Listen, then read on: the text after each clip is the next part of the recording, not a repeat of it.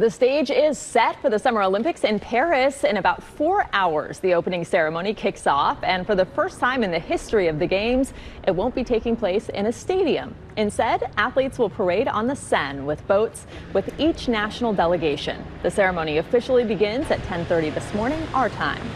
And just hours ahead of the biggest Olympic celebration, France is facing nationwide travel interruptions. Yeah, what a mess. The country's state railway has been forced to delay and cancel thousands of trips, all because of a series of coordinated arson attacks on the system.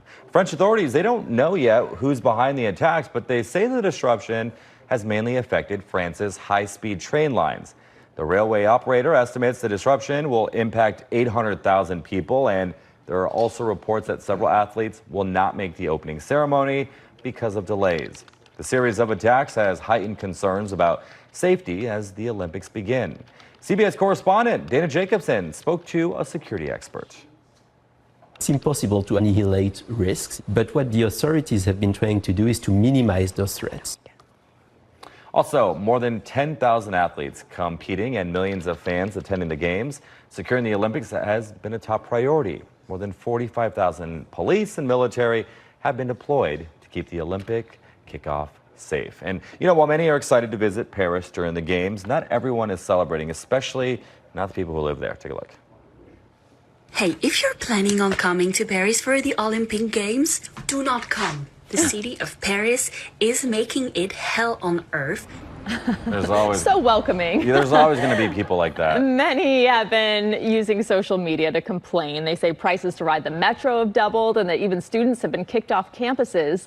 City officials promised the Paris Games would be a huge success, but it's been a bust for most business there. Tourism is actually down and the streets emptier than usual. People who live there have been fleeing the city in droves, so not everyone is convinced it's been worth the disruption.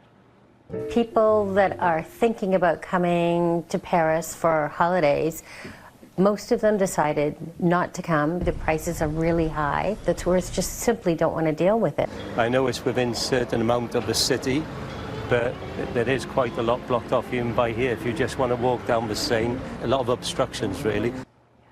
But the gamble hasn't paid off, as we just mentioned. Tens of thousands of rental apartments and hotel rooms are still empty. There's always going to be something. But on that note, let's go Team USA.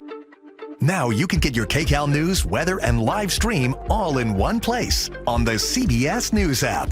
Download it free today.